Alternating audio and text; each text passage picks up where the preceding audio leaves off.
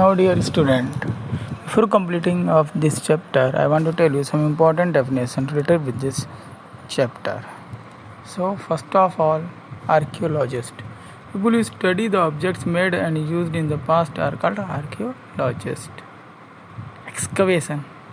आपने देखा होगा लोग खोद खोद के ज़मीन के अंदर तो कुछ हड्डियाँ निकालते हैं, कभी कुछ सामान मिल जाता है, उसकी स्टडी करते हैं.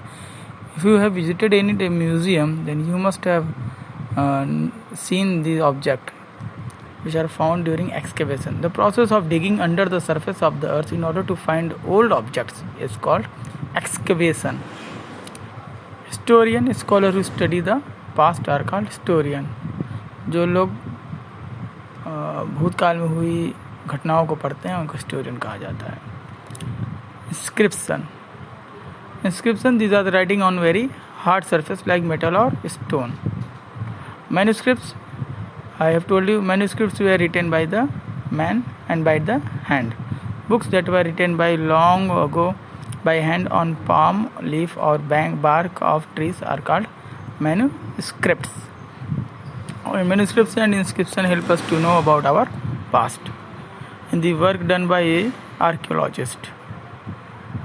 Skilled gatherers, the people who gather their food, they have lived on the bank of the river Narmada for several hundred years, thousands ago.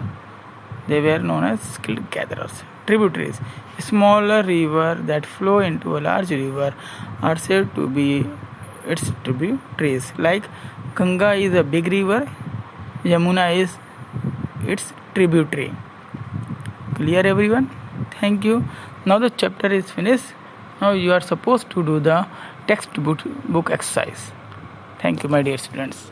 If any problem is there, then please let me know so that I can solve it for you. Thank you.